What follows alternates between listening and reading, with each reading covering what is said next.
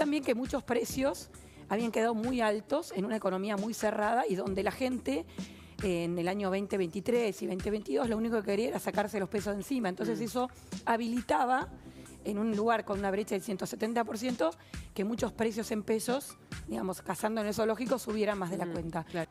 Incluso nosotros en CIT, que éramos de los que un año atrás teníamos la menor expectativa, de los que menos esperábamos de inflación, igual esperábamos más de la inflación que hubo, con lo cual, bueno, hay que ver, pues esto obviamente se retroalimenta. En la medida que la inflación es más baja, los ajustes, qué sé yo, de prepagas o de otros precios que miran la inflación pasada también van convergiendo a la baja. Nosotros, María Castiglioni, economista, para hablar de absolutamente todo. María, ¿cómo estás? ¿Qué tal? ¿Cómo va? ¿Bien? Todo bien, por Ya suerte. vivimos con dos monedas, ¿no?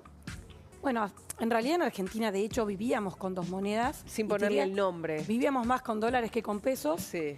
Porque lamentablemente los gobiernos se habían encargado de destruir el peso, ¿no? Siempre se habla de que una moneda tiene varios usos. El primero, para hacer las transacciones. Legalmente el peso era la moneda de curso legal, en la convertibilidad se había extendido al dólar, luego se quedó, pero los impuestos se pagan en pesos y para muchas cosas se usaba el peso. Se utiliza también como reserva de valor o para precaución, y esos objetivos, esos usos, obviamente habían desaparecido en Argentina, con lo cual yo diría, lo que se está haciendo es facilitando que aquellos dólares que los argentinos tenemos guardados hasta para el diario, administración diaria o mensual de nuestros recursos o de nuestros sobrantes para pasarlo al mes siguiente, se puedan usar más fácilmente en la diaria si queremos, ¿no? Hoy se pueden poner los precios en dólares, se puede habilitar las tarjetas de débito en dólares para los que tienen ya sus cajas de ahorro en dólares, sus cuentas en dólares, y que esto pueda moverse más fácilmente en la economía sin tener que hacer el uso de los billetes en efectivo o, digamos, de dejarlo guardado. Sí. Porque lo habitual en Argentina era usar el dólar como reserva. Claro, si no para lo el ahorro, te protegías. Claro, exactamente. ¿No? Y hoy lo que está pasando, y que lo vemos, cuando uno mira qué pasa con el dólar, bueno, hay inflación, aunque muy baja en Estados Unidos, pero a lo largo del tiempo, bueno, esa inflación eso se va acumulando, y si guardamos en una caja de seguridad sin uso, en definitiva nuestros ahorros se desvalorizan. En Argentina no lo veíamos así porque obviamente la expectativa era siempre va a haber inflación y prefiero quedarme en dólares que dejarlo en pesos. Cuando uno mira las estadísticas, mucho de lo que está en dólares ni siquiera estaba declarado, otro estaba declarado y de hecho el blanqueo se declaró mucho, ¿no?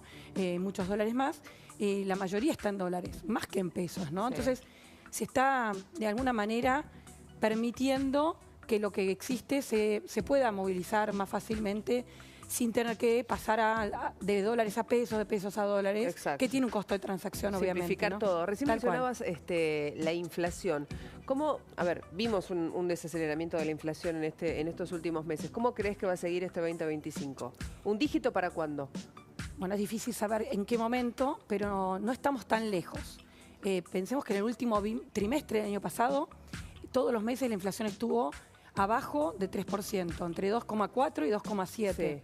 Sí. Esto es un cambio muy grande porque además se dio en un contexto donde no hay congelamiento de precios, no hay precios justos ni cuidados, y donde a lo largo del 2024 se produjo un fuerte, lo que se llama fuerte corrección de precios relativos, es decir, se acomodó mucho el atraso tarifario que había. Obviamente lo vivimos los argentinos cuando nos llegaba más tarifa de luz o aumento del costo del transporte.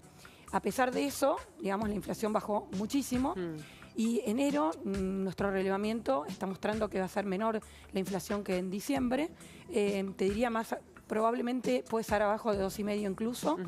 Y bueno, este es el punto de partida, vamos a ver cómo sigue, pero creemos que va a seguir bajando.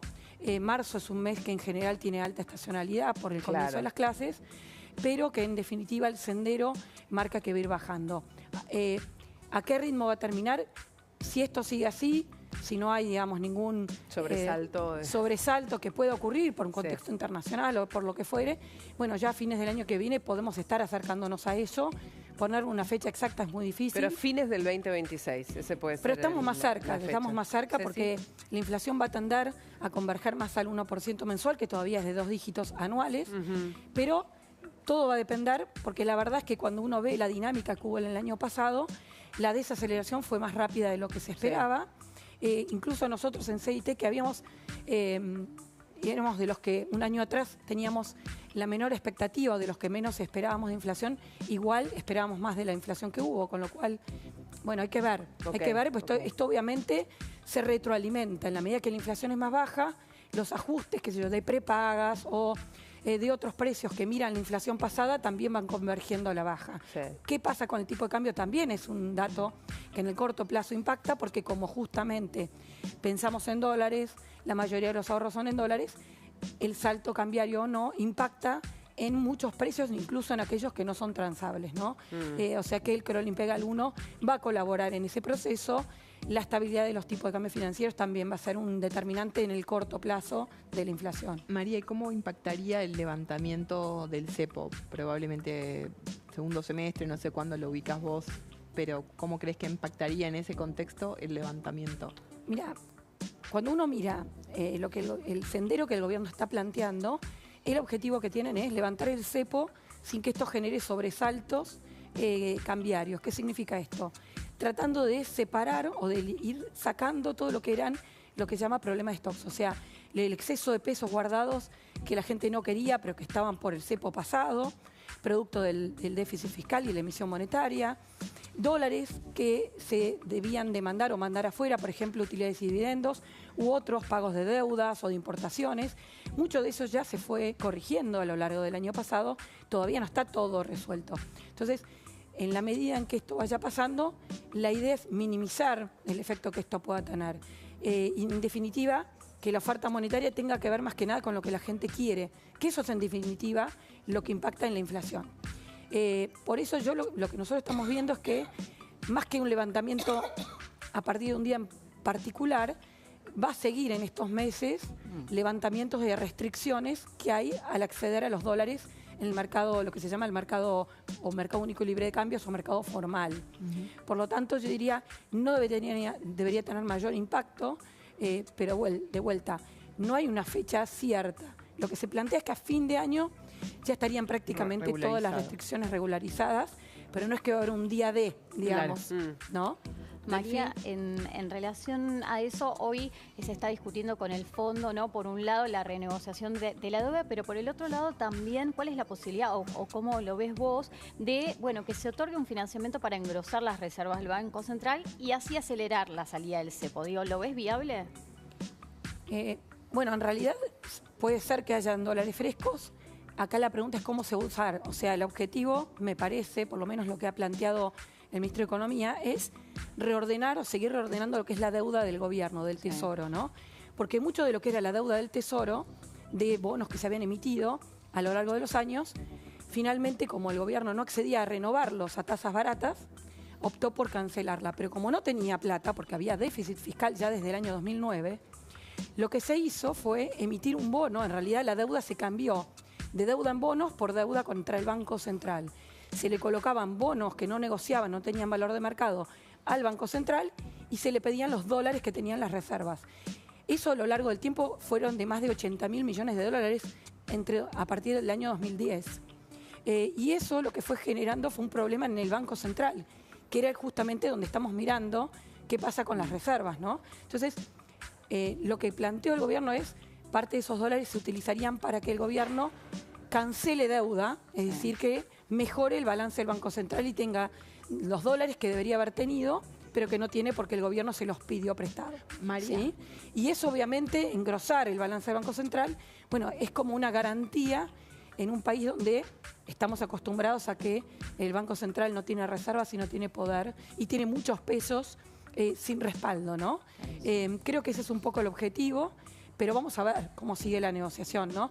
Todo eso, obviamente, al fortalecer el balance del Banco Central, permite liberar restricciones sin que esto genere una corrida, entre comillas, contra el Banco Central, una probable corrida, ¿no? María, perdón, vos decías que para marzo suele haber por ahí una suba de la inflación por una cuestión estacional, por el tema del comienzo de clases.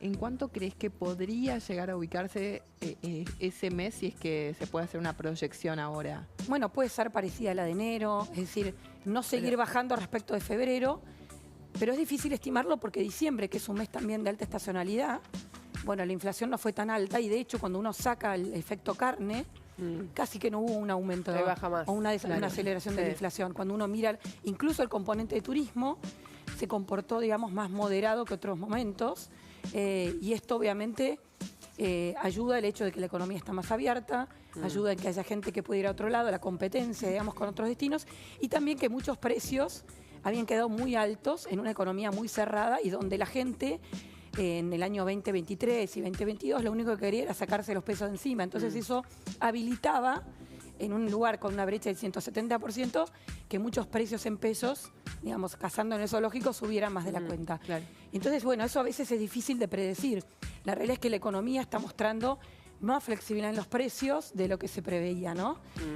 Así que te diría, puede estar un poco arriba de 2, pero no demasiado más alta, probablemente, ¿no? María, el gobierno siempre espera el ingreso de los dólares del campo. Este va a ser un año bastante importante y además teniendo en cuenta, bueno, hoy ya salió el decreto y vamos a en un ratito a desmenuzar la letra chica, pero digo, baja de retenciones, eliminación para las economías regionales. ¿Qué crees que puede llegar a pasar a partir de junio?